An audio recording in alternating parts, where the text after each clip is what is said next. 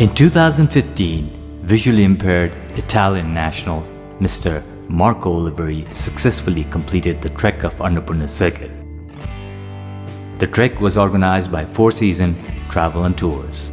Encouraged by the success of the trek, 10 days long trip which included short treks to pristine sites within Nepal was organized in September 2016 for a group of 23 Americans by the International Development Institute in collaboration with Four Seasons Tours and Travels, Survey Foundation, Operation Namaste, and Nepal Tourism Board. The trip was also supported by US Embassy in Nepal.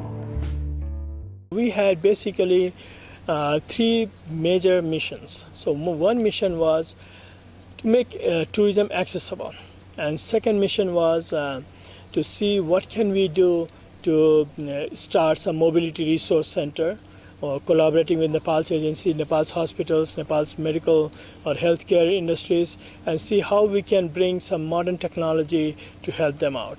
And third is that, to best of my knowledge, Nepal doesn't have a mandatory disability act. So what can we do to lobby to make it mandatory? Nepal, the birthplace of Lord Gautam Buddha, is not just famous for Mount Everest, the highest peak of the world, but also for the cultural and heritage site that dates back to hundreds and thousands of years.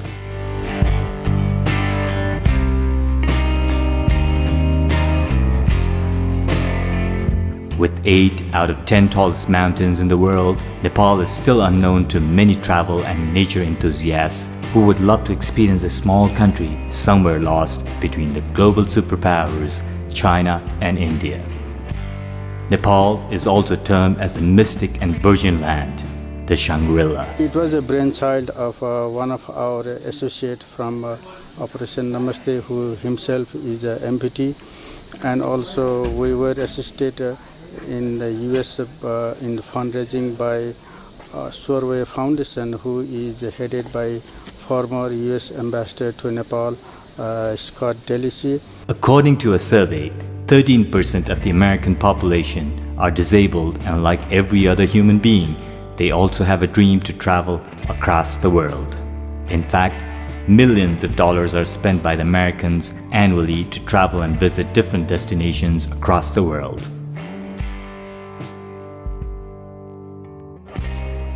The Wounded Heroes program has proved that Nepal could offer an adventurous as well as satisfying experience for the disabled travelers.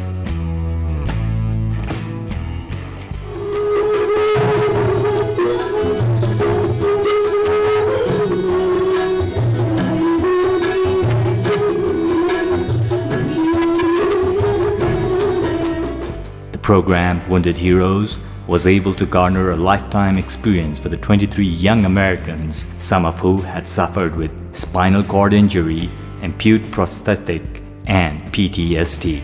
They were initially acclimatized with short treks in the outskirts of the capital city, Kathmandu itself, to give them a preview of their trek program, and soon after their trek started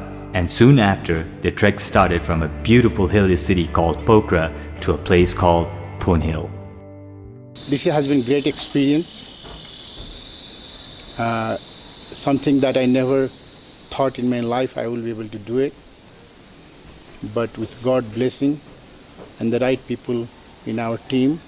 And I personally think that I don't know about other range, other trekking routes, but in this route, if government of Nepal will make a very few effort, this route can be a disabled-friendly route.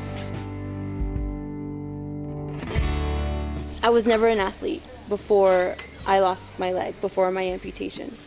And it's only been since I lost my leg that I've done the most physically challenging things of my life.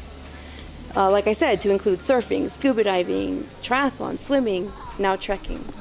And so I have never hiked or trekked in my life before. Until now in Nepal, I had no idea what to expect, other than I was going to meet people with the same vision as I have, which is to spread a message of opportunity. Accessibility in Nepal is definitely a big barrier to overcome.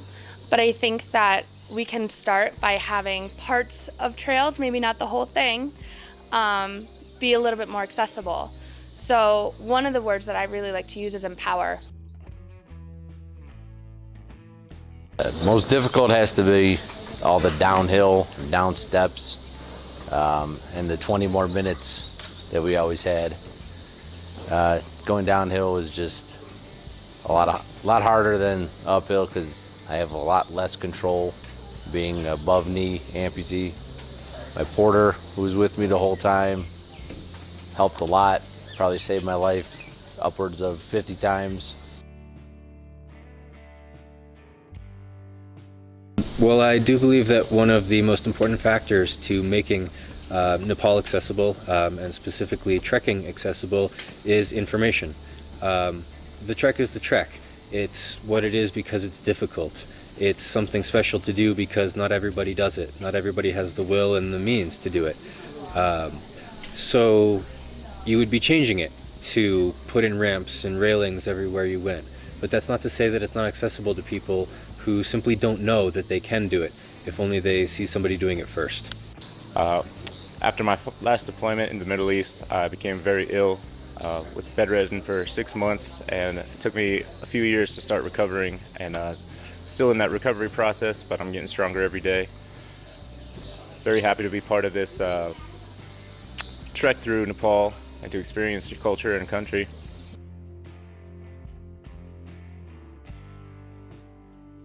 I'm here to document our story, to talk about why we're doing the things that we're doing, to bring attention to accessible tourism in Nepal, and to determine how we can progress. It's an amazing story, this trek. We've had wounded warriors that I am literally humbled by their strength, their courage, and their passion.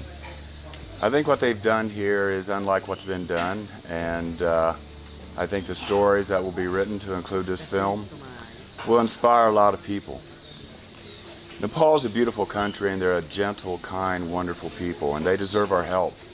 I feel that Nepal has so much to offer for those who are recovering from physical, emotional, mental, all types of disabilities. In the fact that Nepal has the ability to support and function very well with the travel base that they have here is incredible. I am here because I had heard Mukesh was looking for some help with advocacy in bringing in something similar to the American Disability Act in America. And of course, I jumped at the opportunity.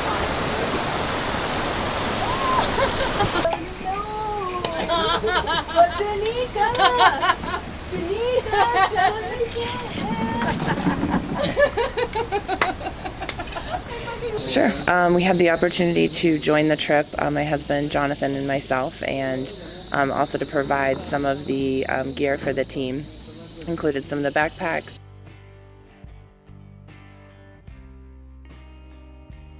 Yeah. Oh, I mean, yes, there was definitely some work we had to do with some people's prosthetics. I mean, it's one thing walking around on level ground. It's another thing when you're climbing, dramatic mountains and coming back down again, which is almost harder. So there's definitely some adjustment to the angles and, offloading parts of the prosthetic to make them more comfortable. But, it was to be expected. Nothing went wrong that was too hard to deal with, and I think everyone's going away with a great experience.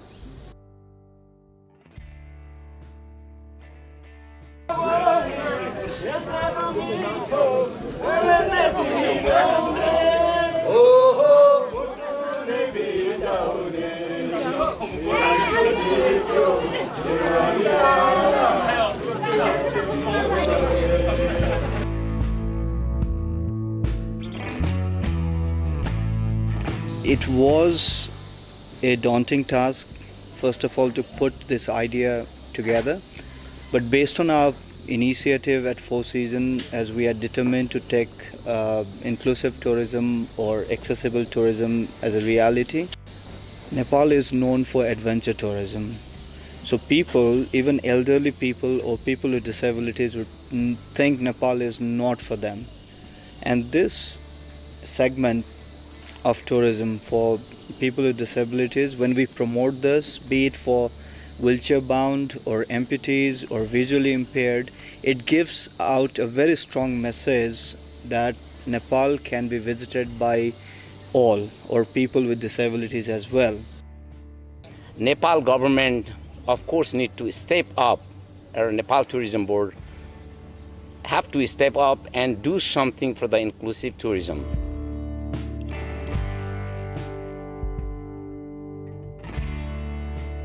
We did not have any casualties, any major injuries. There were like some travel associated illness which you expect whenever you travel outside home.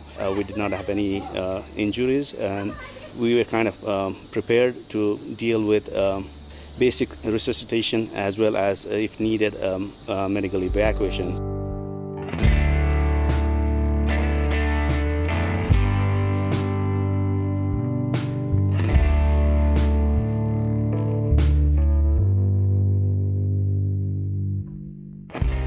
The travel that helped them give a different perspective to life was topped up with emotionally enchanting experiences that they had with interactions at the hospitals and rendezvous with the US Ambassador to Nepal and also the President of Nepal. I discussed with my fellow participants, and what I learned is we walked for 5 days. And when we walked for 5 days, we finished all the trekking. I think on an average, we all had some cash in our hands. We never worried that our money is going to be lost, our money is going to be stolen, or our goods are to be stolen. So that one aspect, other aspect the Nepal Tourism Board has to really promote, saying that Nepal is safe. Other aspect is the tea house, which is amazing. I compared them very close to bed and breakfast concept in the Western world. So they are run by the family. We talked to Nepal Disability Association. We had a meeting with Handicap International, Grandi Hospital, and a few other medical outfits here in Nepal. And we are exploring the opportunity to start a mobility resource center.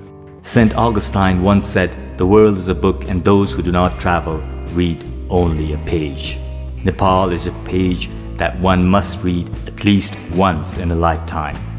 Does not matter who you are or where you're from. Programs like the Wounded Heroes have proved that anyone and everyone can come and experience this mystic land.